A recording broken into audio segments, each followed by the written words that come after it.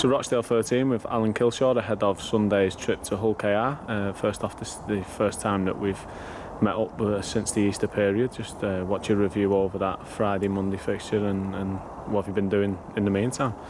Yeah, obviously disappointed that we didn't pick up any points over Easter, especially in the game before and after Good Friday, being so close.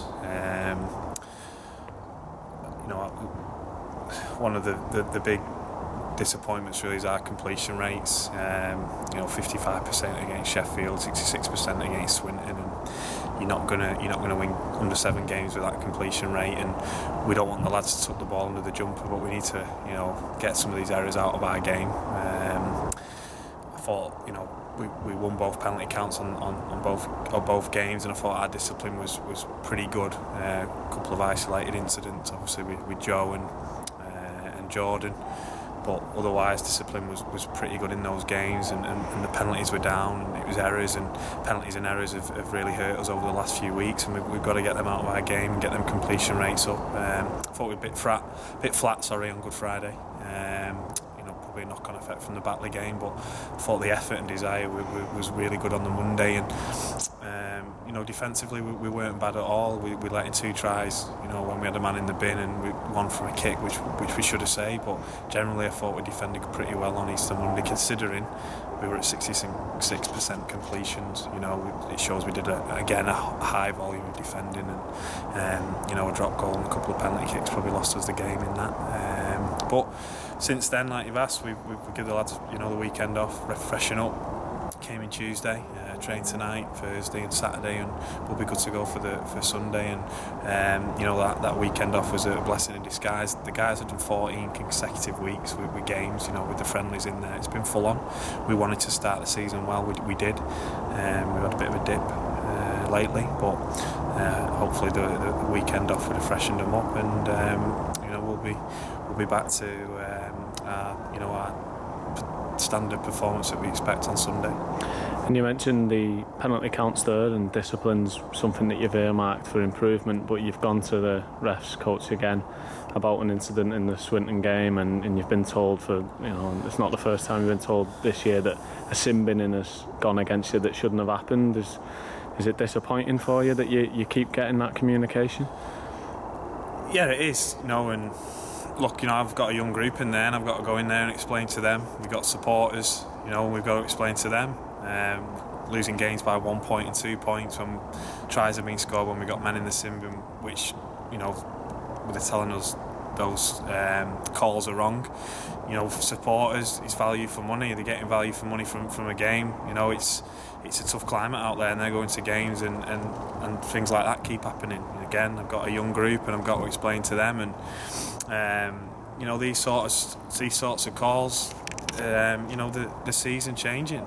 With 4 points, we're higher up the table, and but we just hope that it will even out. We're not going to go around and kick stones and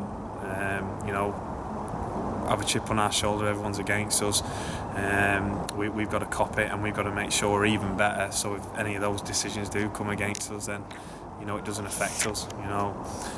Those decisions, drop balls or miss tackles, but. It is a little bit gut-wrenching for the lads, when you get beat by such a close margin, and it's particularly in the Swinton game. We had the ball, we're in good field position, played 2, and we had all the momentum. And next time we touched the ball, we were 12 points down, and the lads did show a great bit of character to come back from that. But obviously the damage had already been done. And the run you're on at the moment, 6 straight defeats, do you feel there's a bit of negativity creeping in from the outside the group? Oh, look, externally probably, yeah.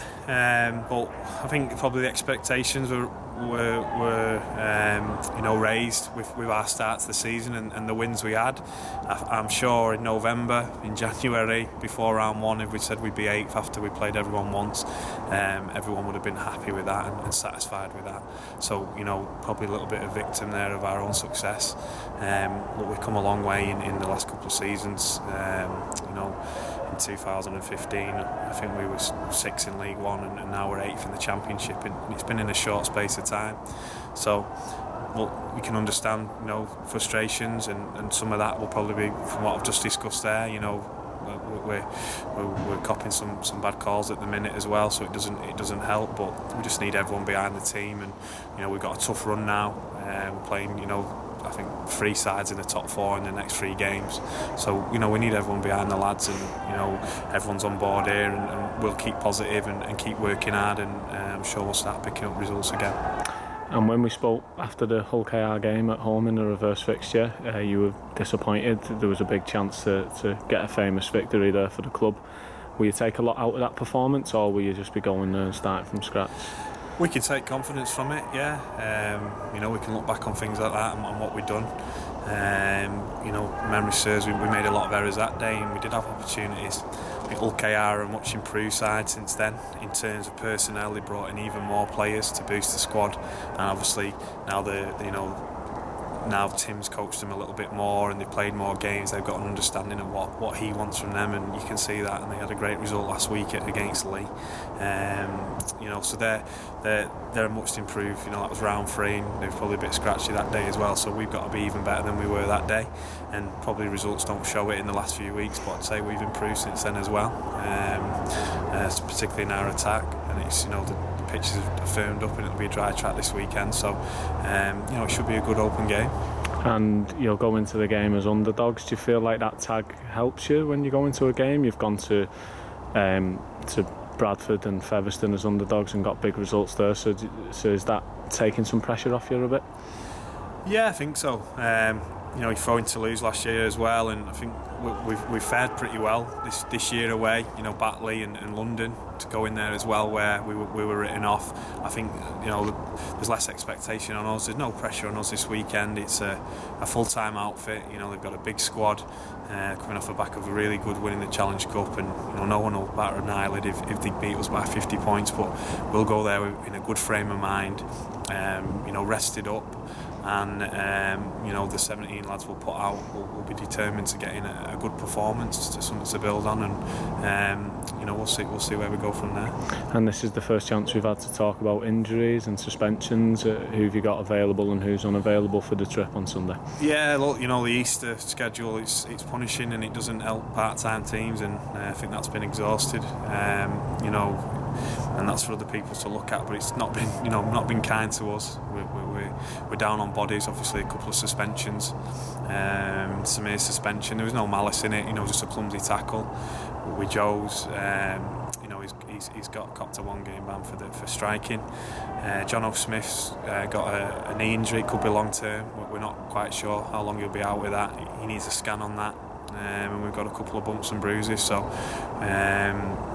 Where we have got a bit of cover, we're pretty healthy in those positions. Your 9s and